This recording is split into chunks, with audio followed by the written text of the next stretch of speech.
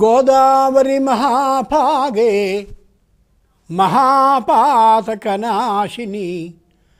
ధర్మ అర్థ కామ మోక్షాణం ప్రదాయిని నమోస్తు తే. అష్టదిక్పాలకులు అంటే 8 దిక్కుల్ని పరిపాలించేటటువంటి ఏ మహానుభావులు ఉన్నారో ఆ గోదావరిలో మనం స్నానం చేస్తున్నటువంటి వేళ ఈ అష్టదిక్పాలకులు కూడా నదిలో దాగుంటారు. కాబట్టి వారందరూ కూడా మనకి ఏ ఏ విధమైన అనుగ్రహాన్ని ఇస్తారో అదిగో ఆ విశేషాలని ఓ 3 దిక్కులకి సంబంధించి నిన్న అనుకున్నాం. ఈవేళ 4వ దిక్కు నుంచి ప్రారంభించి 8వ దిక్కు వరకు అనుకుందాం. తూర్పు అయింది. తూర్పు దక్షిణాలకి నడుమ ఉండేటటువంటి ఆగ్నేయ దిక్కు అయింది.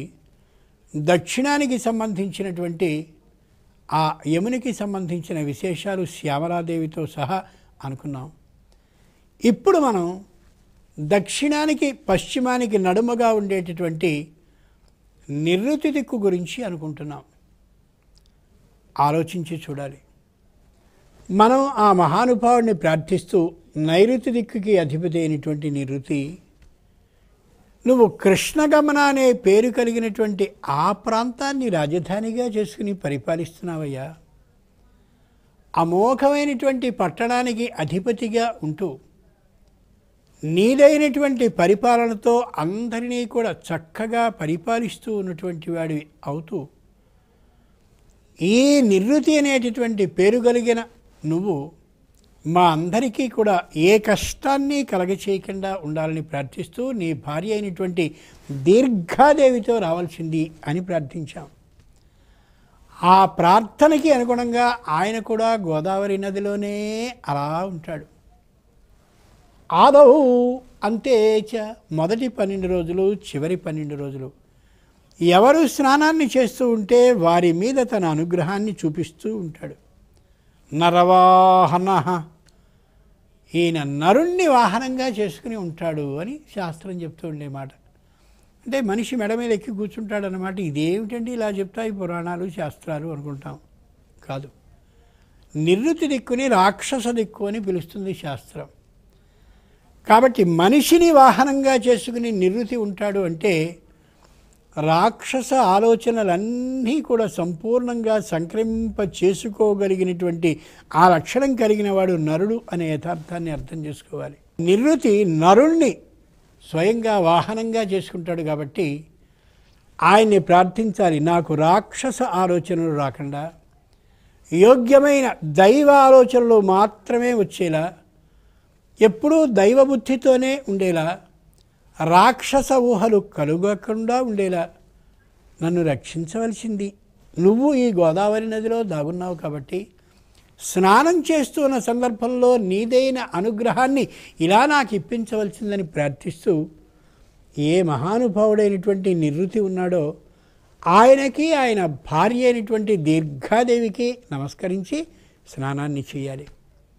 అలా చేస్తే ఆ ఇరువురి అనుగ్రహము లభిస్తుంది. ఎంత గొప్ప మాటో చూడండి. ఆ తరువాతి దిక్కు పశ్చిమం. పశ్చిమం అంటే ఇదిగో ఈ నివృత్తి దిక్కుకి వాయవ్య దిక్కుకి మధ్యలో ఉండేది, తూర్పుకి ఎదురుగా నిలబడేది. పశ్చిమ దిక్కుకి అధిపతి వరుణుడు. వరుణమావాహయామి స్థాపయామి పూజయామి. దేనికైనా సరే మొట్టమొదటిగా ఆవాహన చేసేది వరుణుడినే.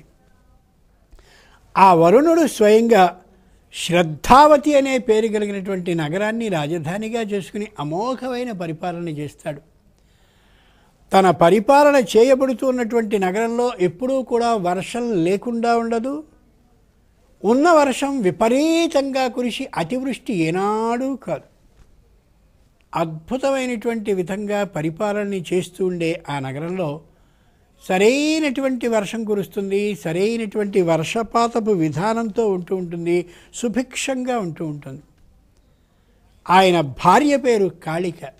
నాయనా, నువ్వు ఎంత చక్కగా నీ లోకంలో వర్షాలని సరైనటువంటి విధంగా సరైన కాలంలో కురిసేలా చేసి చాలా చక్కగా ప్రజలందరినీ పరిపాలన చేసే తీరుగా నడిపిస్తున్నావో అలా మాకు ఆ విధమైన అనుగ్రహ శక్తిని ఇయ్యవలసిందని ప్రార్థిస్తూ వరుణుణ్ణి తన భార్య అయినటువంటి కాళికతో సహా ఇదిగో ఈ గోదావరి నదిలో ఉండి మొదటి 12 రోజులు చివరి 12 రోజులు స్నానాన్ని చేసేటటువంటి ఆ భక్తులందరికీ ఆ చక్కనైన అనుగ్రహాన్ని ఇప్పించవలసిందని ప్రార్థిస్తూ అదిగో ఆ గోదావరి నదిలో స్నానాన్ని చేయాలి. ఈ మహానుభావుడైనటువంటి వరుణునికి మొసలి వాహనం.